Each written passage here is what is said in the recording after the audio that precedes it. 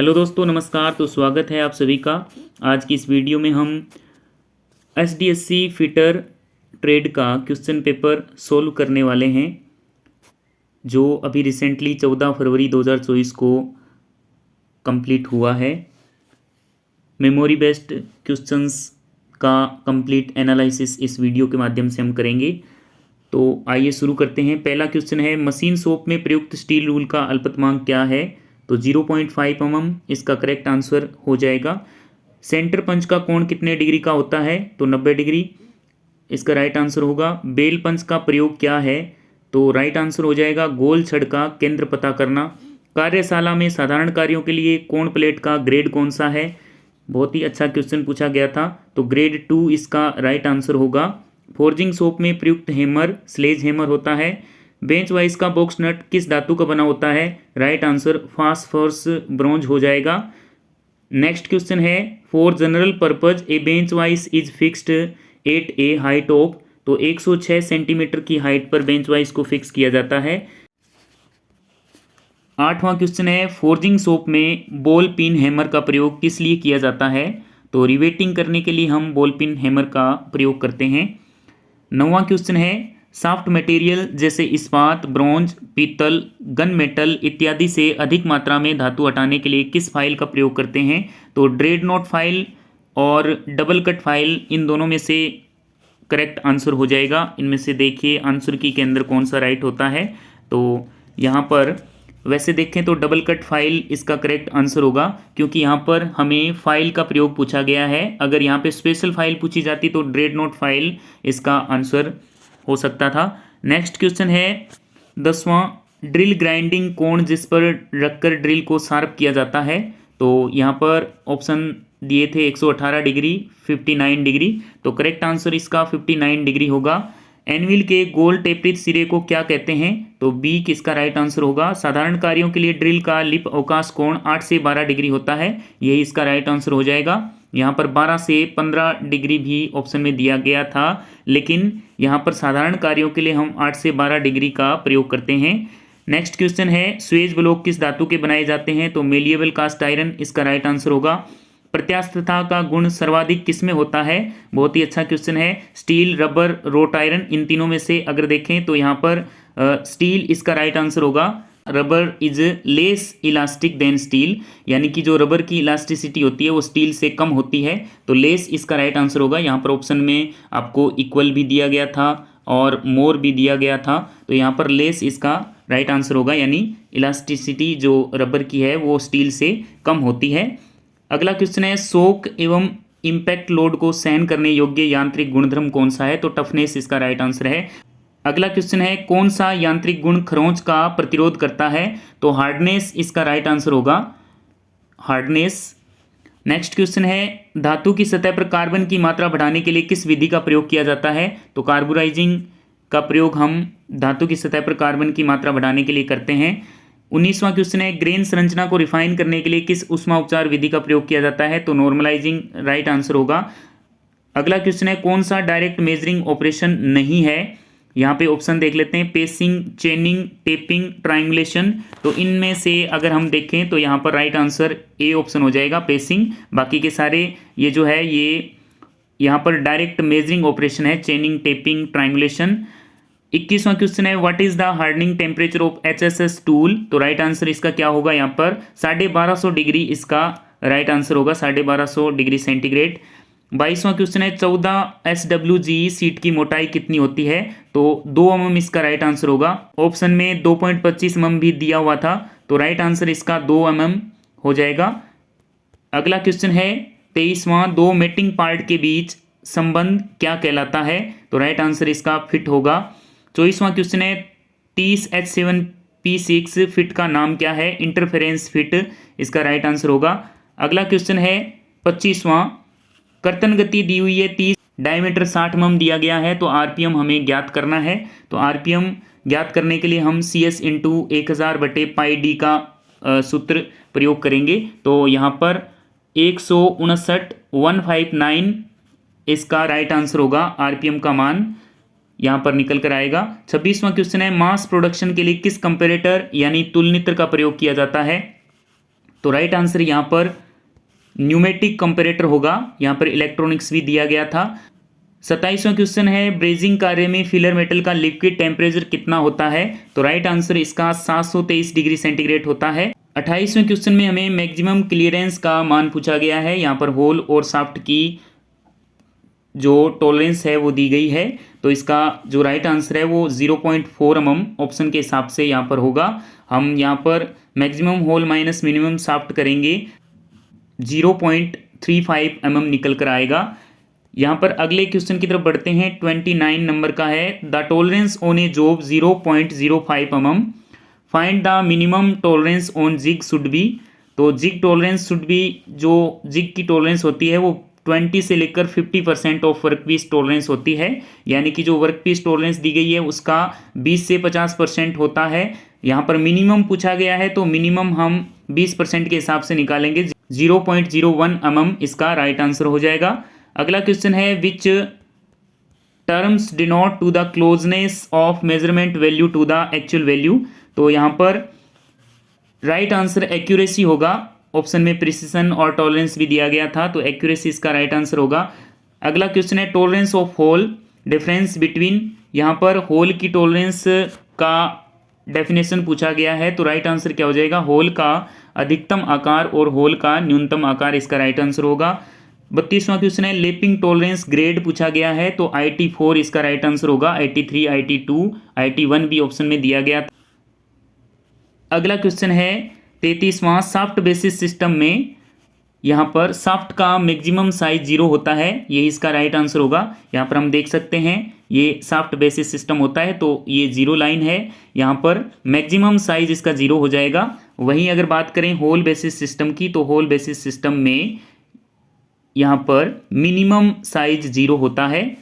अगला क्वेश्चन है 34वां, 42A36L5V के अंदर जो 5 है वो क्या इंगित करता है? तो स्ट्रक्चर ऑफ व्हील यहाँ पर जो 5 है वो इंगित करेगा। अगला क्वेश्चन है 35वां, in the honing process. Honing process के अंदर यहाँ पर ऑप्शन के हिसाब से देख लेते हैं। Material will be remove to correct size, no material will be remove to correct size, finishing of the material surface is done by abrasive rubbing, super finishing is obtain by rubbing with emery paper. तो या right answer यहाँ पर क्या हो जाएगा? 1 यानी a option इसका right answer होगा। Material will be remove to correct size. अगला क्वेश्चन है 36वां, which of the following process is used for super finishing of bore in ferrous metal. तो राइट आंसर यहाँ पर क्या हो जाएगा भाई?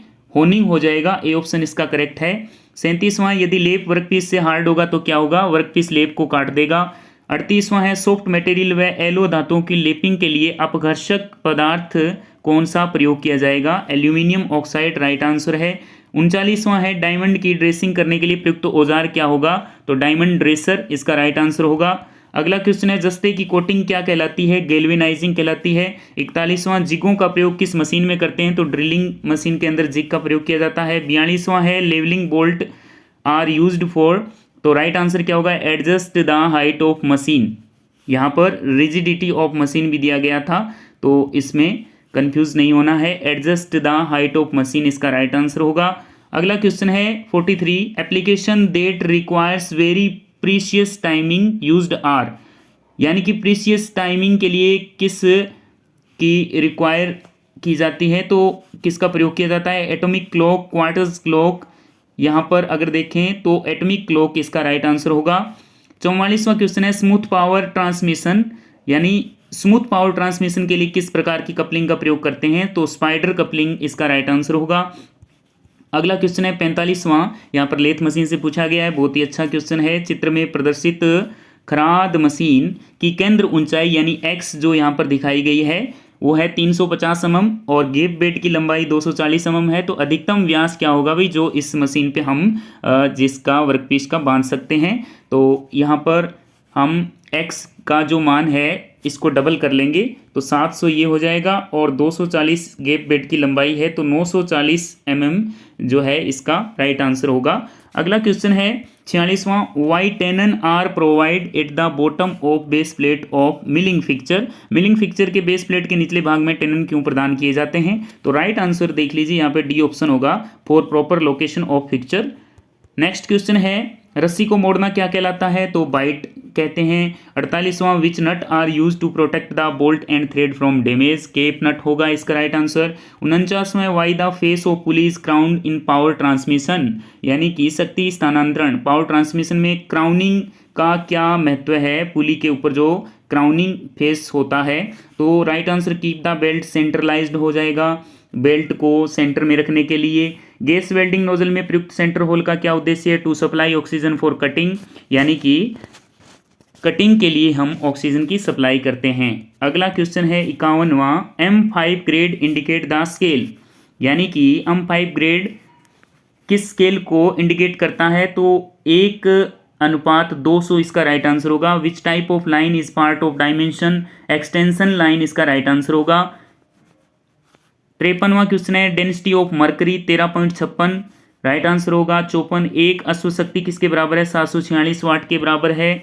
55वां, यूनिट ऑफ हीट जूल, इसका राइट आंसर हो जाएगा। 56वां, नॉटिकल मील यूनिट ऑफ, तो नेविगेशन की जो यूनिट है वो क्या होती है? नॉटिकल मील होती है। अब आ जाइए, जो बहुत ही अच्छे क्वेश्चन इसमें पूछे गए थे, यहाँ पर वर्कशॉप कैलकुलेशन एंड साइंस से रिलेटेड ये क्वेश्चन पूछे गए हैं। 57वां क्वेश्चन बात कर लेते हैं। त्वरण का मान दिया गया 0.5 मीटर पर सेकंड स्क्वायर, डिस्टेंस 100 मीटर दी गई है, तो वेलोसिटी का मान हमें बताना है। तो यहाँ पर हम किस समीकरण का प्रयोग करेंगे? वी स्क्वायर बराबर यू स्क्वायर प्लस 2s का हम प्रयोग करेंगे। तो राइट आंसर इसका निकल कर आएगा 10 मीटर प्रति सेकेंड। यहाँ पर राइट आंसर क्या है? 10 मीटर प्रति सेकेंड निकल कर आएगा। अगला क्वेश्चन है 58वां, 1 किलोग्राम पर सेंटीमीटर की स्क्वायर दबाव की एसआई इकाई क्या होगी? यहाँ पर हम देख सकते हैं दबाव की सीजीएस इकाई दी गई है किलोग्राम पर सेंटीमीटर स्क्वायर, तो